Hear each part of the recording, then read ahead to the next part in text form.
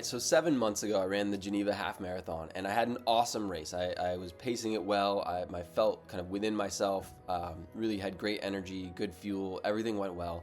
And about 400 meters from the finish line, my right hamstring started to cramp up and really terrible cramp. So I hobbled my way through and kind of powered through across the finish line. Still managed a 5-minute PB, so I felt great about the race. And I went to try to cool down jog, and my hamstring just didn't work. I went to see a physio after this, and he said I had a low-grade hamstring tear. And we worked through what can I do to prevent this kind of thing in the future? Not just how do I fix it now? Obviously, it required quite a bit of rest and recovery, but how do we prevent that going forward? And as we talk through all the elements of my routine, the kind of workouts I was doing, the frequency of runs I was doing, stretching, all of that, what he honed in on was super clear, which is, dude, you are not consuming nearly enough protein. And so he got me making one big change, which was to start drinking a post-run recovery drink. So I've added this to my routine. We're going to talk today about what's in the drink, what goes into it. I'll walk you through the process of how I make it after my runs. And it's tasty, it's vegan, it's quick to make, it's not that expensive, actually. It's got antioxidants, polyphenols, all sorts of good stuff, without any crazy fancy ingredients. And it's making a huge difference in my running. So would strongly recommend getting in a good rhythm of a post-run recovery shake. It's probably one of the biggest changes I've made this year. It's made a huge difference in my running and in my recovery. All right, hey everybody. We're heading to the kitchen today to talk about post-run recovery. I am just back from about a 12.5K easy run, recovering still from my marathon last week. So taking it pretty chill today, just 12.5K, zone 2, few strides to finish up.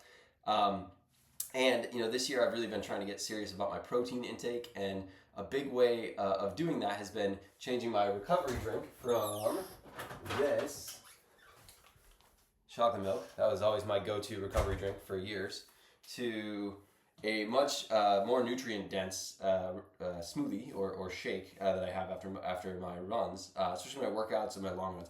So I'm going to talk you through the ingredients that I put in my shake. Curious to hear what you got in yours and what you're doing to recover after your runs.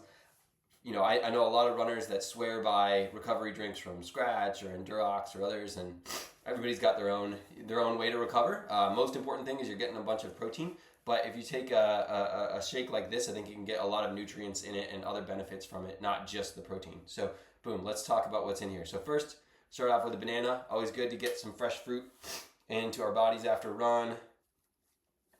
So I always get a banana in here. Also gives it some nice flavor in the smoothie.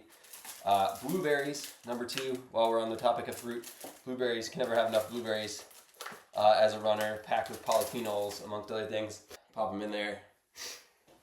All right, we get some oats. So oats are nice because get some carbs in there and it'll make the smoothie last a little bit longer, and kind of works as almost a breakfast if you get enough oats in there. I'm going to then pop in some soy milk. So soy milk's also great because it's, of all the non-dairy milks, it's got the most protein in it. So I like to use soy milk in my post-run recovery drinks.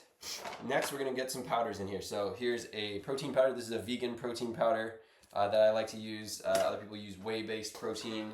Most important thing is that you're getting good protein. Runners should be getting between 1.2 and 2 grams of protein per kilogram of body weight per day. That is a lot of protein, and you're probably not consuming enough unless you're really intentional about protein intake.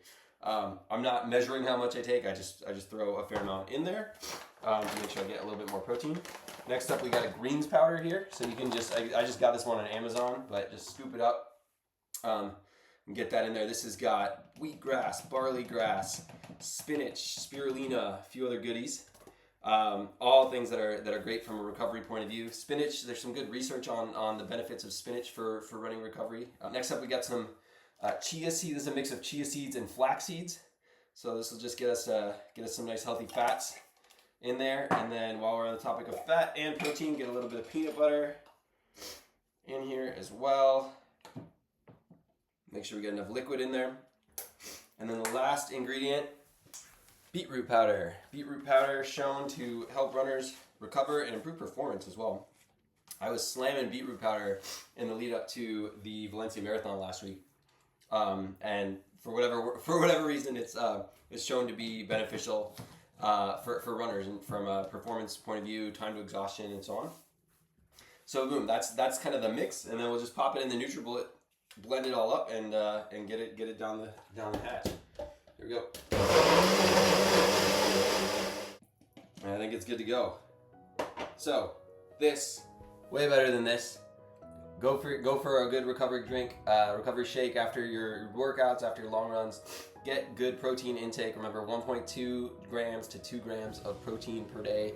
My physio got on me this year, and a big thanks to him. I think it's really helped my running this year and my performances. I've been seeing new PBs on 10K, half marathon, 5K, and a big 9-minute marathon PB just a week ago. So cheers to that, and happy recovery.